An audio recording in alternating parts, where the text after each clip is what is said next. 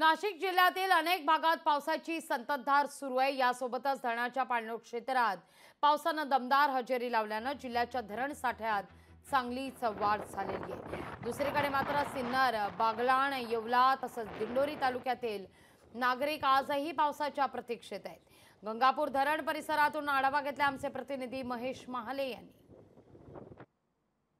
गेल्या 3 ते 4 दिवसांपासून नाशिकमध्ये पावसाची संततधार सुरू आहे आणि परिणामी जिल्ह्याच्या धरणांच्या पाणलोट क्षेत्रामध्ये देखील मोठ्या प्रमाणात पाऊस पडल्याने धरणांच्या पाणी साठ्यामध्ये वाढ झाल्याचं बघायला मिळतंय। आता आपण गंगापूर धरणावर आलेलो आहोत। या ठिकाणी जर बघितलं तर पाणी साठ्यामध्ये वाढ झालेली आहे। जवळपास 52% इतका पाणी साठा हा गंगापूर धरणामध्ये आहे। तर जिल्ह्यातील इतर धरणं आहे ते देखील आता भरत चाललेले आहे। यामध्ये बाहुली धरण आहे ते 100% पर्यंत गेलेले आहे, तर दारणा धरण हे 82% पर्यंत गेलेलं आहे आणि परिणामी नाशिककरांवरचं पाणी कपातीचं संकट देखील दूर झाल्याचं आपल्याला बघायला मिळतंय। तर दुसरीकडे जरी बघितलं तर नाशिक जिल्ह्यात बऱ्यापैकी पाऊस पडत असताना देखील मात्र सिन्नर, येवला या ठिकाणी आजही पावसाची जी प्रतीक्षा आहे ती नागरिकांनी कायम ठेवलेली आहे।